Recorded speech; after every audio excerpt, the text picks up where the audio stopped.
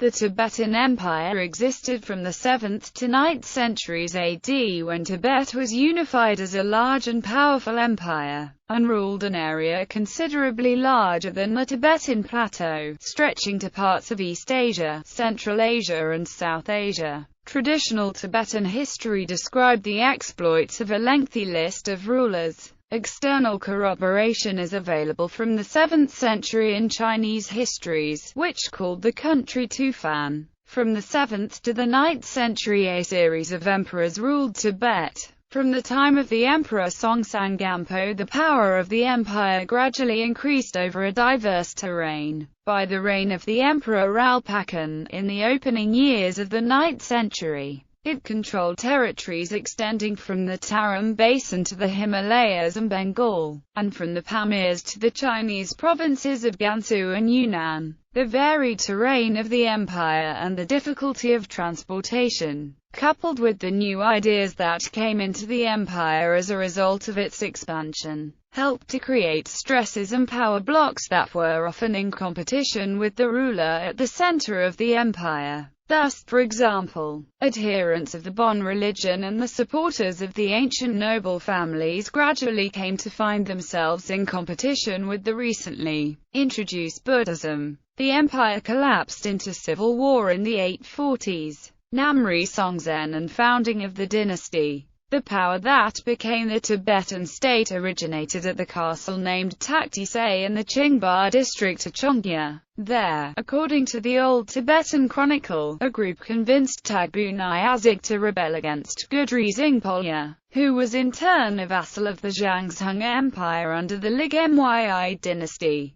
The group prevailed against Xingpolya. At this point Namri Songtsen was the leader of a clan which one by one prevailed over all his neighboring clans. He gained control of all the area around what is now Lhasa, before his assassination around 618. This newborn regional state would later become known as the Tibetan Empire. The government of Namri Songtsen sent 2 embassies to the Chinese Sui dynasty in 608 and 609, marking the appearance of Tibet on the international scene. The historic name for the Tibetan Empire is different from Tibet's present name. This first mention of the name Bot, the usual name for Tibet in the later Tibetan historical sources, is significant in that it is used to refer to a conquered region. In other words, the ancient name Bod originally referred only to a part of the Tibetan plateau, a part which, together with Artisan, reign of Songtsen Gampo. Songtsen Gampo was the first great emperor who expanded Tibet's power beyond Lhasa and the Yarlung Valley, and is traditionally credited with introducing Buddhism to Tibet. When his father Namri Songtsen died by poisoning, Songtsen Gampo took control. After putting down a brief rebellion, Songtsen Gampo proved adept at diplomacy as well as combat.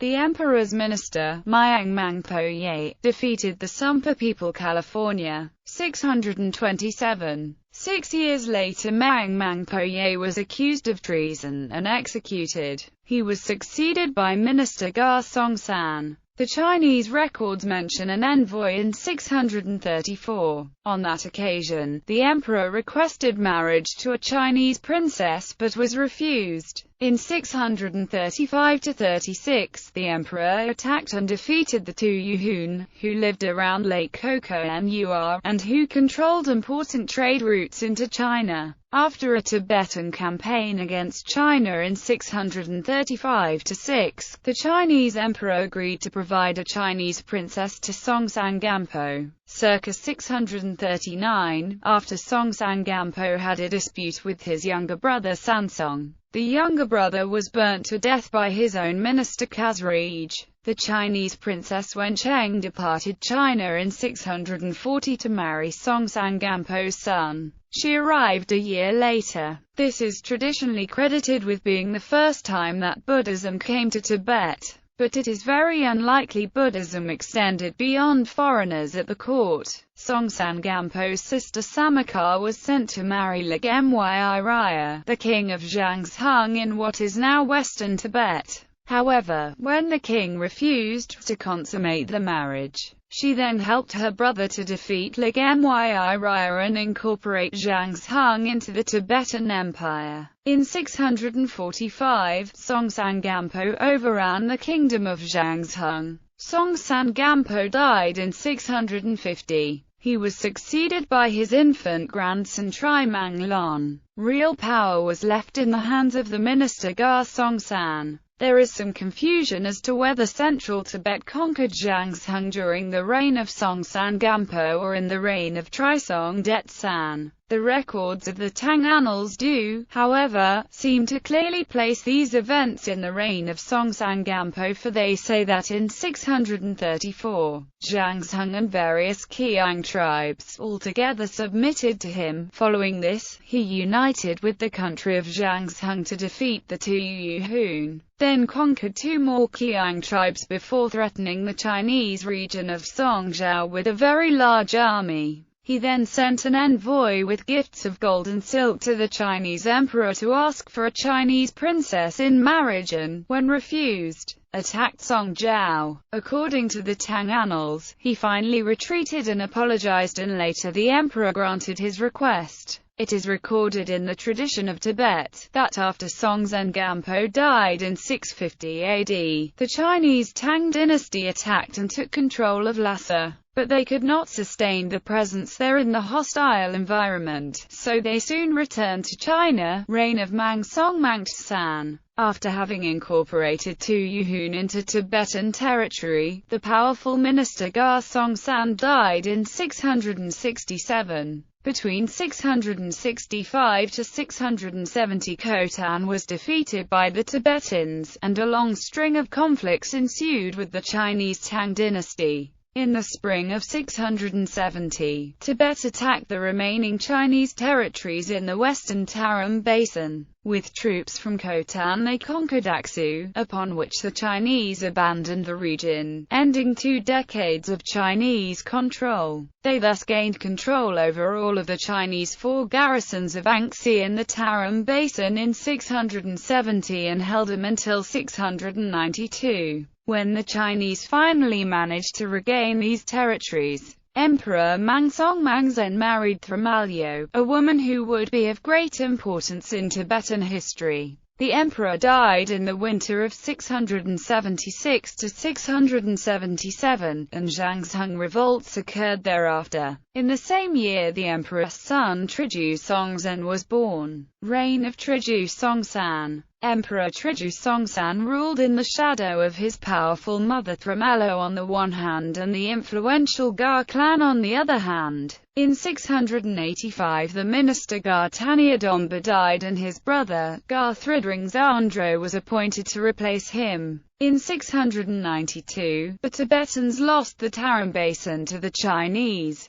Ga Thridring Zandro defeated the Chinese in battle in 696, and sued for peace. 2 years later in 698 Emperor Triju Songsan invited the Ga clan to a hunting party and had them executed. Ga Thridring Zandro then committed suicide, and his troops joined the Chinese. This brought to end the power of the Ga family. From 700 until his death the emperor remained on campaign in the northeast, absent from central Tibet, while his mother Thramalo administrated in his name. In 702 China and Tibet concluded peace. At the end of that year, the Tibetan imperial government turned to consolidating the administrative organization Kho of the northeastern Sumru area, which had been the Sumpa country conquered 75 years earlier. Sumru was organized as a new horn of the empire. During the summer of 703, Triju Songsan resided at Old Jaginling, which was on the upper reaches of the Yangtze River, before proceeding with an invasion of Jiang, which may have been either the Mosuo or the Kingdom of Nangzhou. In 704, he stayed briefly at Yotichuzang in Madram on the Yellow River. He then invaded Myiwa, which was at least in part Nangzhou, but died during the prosecution of that campaign. Reign of Tridsuktsan. Jkwchui, later to become King Tridsuktsan, generally known now by his nickname Miagsum, was born in 704. Upon the death of Tridusongtsen, his mother Thramalo ruled as regent for the infant Jkwchui. The following year the elder son of Tridusongtsen, Lha Balpo, apparently contested the succession of his one-year-old brother, but was deposed from the throne. At Ponglagrang, Thramalo had arranged for a royal marriage to a Chinese princess. The Princess Jincheng arrived in 710, but it is somewhat unclear whether she married the 7-year-old Jkwchui or the deposed Lha Balpo. Jkwchui also married a lady from Jiang and another born in Nanam. Jkwchui was officially enthroned with the royal name Tridsuktsan in 712, the year that Dowager Empress Thramalo died. The Caliphate in Gok Turks became increasingly prominent during 710 to 720. The Tibetans were allied with both Tibet and China, fought on and off in the late 720s. At first Tibet had the upper hand, but then they started losing battles. After a rebellion in southern China and a major Tibetan victory in 730, the Tibetans and Gok Turks sued for peace. In 734 the Tibetans married their princess Drone Malone to the Gok Turk Khan. The Chinese allied with the Caliphate to attack the Gok Turks. After victory and peace with the Gok Turks, the Chinese attacked the Tibetan army. The Tibetans suffered several defeats in the east, despite strength in the west. The Gok Turk Empire collapsed from internal strife. In 737, the Tibetans launched an attack against the king of Biayuzar, who asked for Chinese help but was ultimately forced to pay homage to Tibet. In 747, the hold of Tibet was loosened by the campaign of General Gao Xiangji,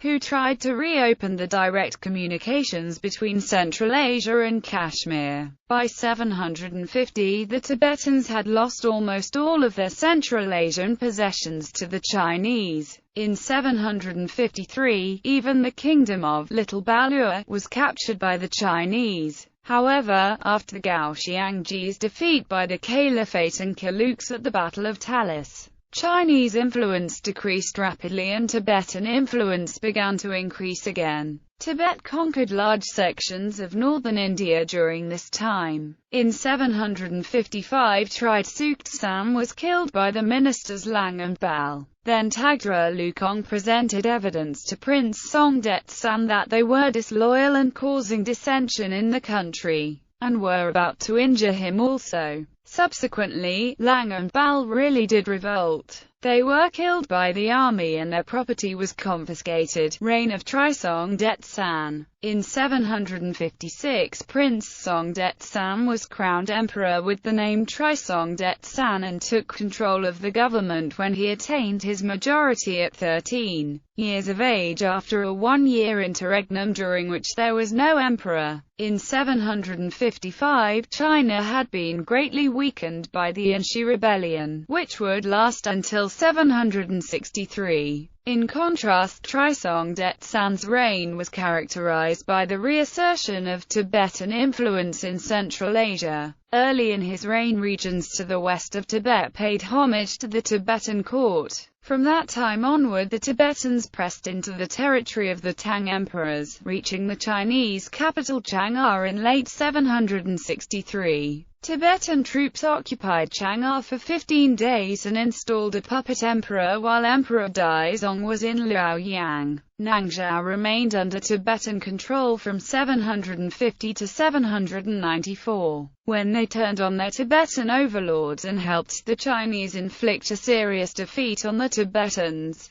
In 785, Wei Cao, a Chinese serving as an official in Shu, repulsed Tibetan invasions of the area. In the meantime, the Kyrgyz negotiated an agreement of friendship with Tibet and other powers to allow free trade in the region. An attempt at a peace treaty between Tibet and China was made in 787, but hostilities were to last until the Sino-Tibetan Treaty of 821 was inscribed in Lhasa in 823. At the same time, the Uyghurs, nominal allies of the Tang emperors, continued to make difficulties along Tibet's northern border. Towards the end of this king's reign, Uyghur victories in the north caused the Tibetans to lose a number of their allies in the southeast. Recent historical research indicates the presence of Christianity in as early as the 6th and 7th centuries, a period when the Hippolytes had extensive links with the Tibetans. A strong presence existed by the 8th century when Patriarch Timothy I in 782 calls the Tibetans one of the more significant communities of the Eastern Church and wrote of the need to appoint another bishop in California. 794. There is a stone pillar, the Lhasa Sholardio rings, during Chima or Lhasa Jol pillar, in the ancient village of Shol in front of the Patala in Lhasa, dating to c. 764 CE during Trisong Detsen's reign. It also contains an account of the conquest of large swathes of northwestern China, including the capture of Shanghai, the Chinese capital, for a short period in 763 CE, during the reign of Emperor Daizong. Reign of Munay Zenpo. Trisong Daisen is said to have had 4 sons. The eldest, Mutri Zenpo, apparently died young. When Trisong Daisen retired, he handed power to the eldest surviving son, Munay Zenpo. Most sources say that Munay's reign lasted only about a year and a half. After a short reign, Munay Zenpo was supposedly poisoned on the orders of his mother. After his death, Mutik Zenpo was next in line to the throne. However, he had been apparently banished to Lodak Kharchu near the Bhutanese border for murdering a senior minister. The youngest brother, Tride Songsan, was definitely ruling by 804 CE. Reign of Tride Songsan. Under Tride Songsan there was a protracted war with the Abbasid Caliphate. It appears that Tibetans captured a number of Caliphate troops and pressed him into service on the eastern frontier in 801. Tibetans were active as far west as Samarkand and Kabul. Caliphate forces began to gain the upper hand, and the Tibetan governor of Kabul submitted to the Caliphate and became a Muslim about 812 or 815. The Caliphate then struck east from Kashmir, but were held off by the Tibetans. In the meantime, the Uyghur Khaganate attacked Tibet from the northeast. Strife between Uyghurs and Tibetans continued for some time. Reign of Tritsu-Detsen. Tritsu-Daisen, best known as Ralpakan, is important to Tibetan Buddhists as one of the 3 Dharma kings who brought Buddhism to Tibet. He was a generous supporter of Buddhism and invited many craftsmen, scholars and translators from neighboring countries. He also promoted the development of written Tibetan and translations, which were greatly aided by the development of a detailed Sanskrit-Tibetan lexicon called the Mahavyupati, which included standard Tibetan equivalents for thousands of Sanskrit terms. Tibetans attacked Uyghur territory in 816 and were in turn attacked in 821. After successful Tibetan raids into Chinese territory, Buddhists in both countries sought mediation. Ralpakan was apparently murdered by 2 pro-Bon ministers who then placed his anti-Buddhist brother, Langdama, on the throne. Tibet continued to be a major Central Asian empire until the mid-9th century. It was under the reign of Ralpakan that the political power of Tibet was at its greatest extent, stretching as far as Mongolia and Bengal, and entering into treaties with China on a mutual basis. A Sino-Tibetan Treaty was agreed on in 821–822 under Ralpakan, which established peace for more than 2 decades. A bilingual account of this treaty is inscribed on a stone pillar which stands outside the Jkwchui temple in Lhasa. Reign of Langdama. The reign of Langdama, regal title Triuadamtsan, was plagued by external troubles. The Gok state to the north collapsed under pressure from the Kyrgyz in 840, and many displaced people fled to Tibet. Langdama himself was assassinated, apparently by a Buddhist hermit, in 842. Decline. A civil war that arose over Langdama's successor led to the collapse of the Tibetan Empire. The period that followed, known traditionally as the era of fragmentation, was dominated by rebellions against the remnants of imperial Tibet and the rise of regional warlords.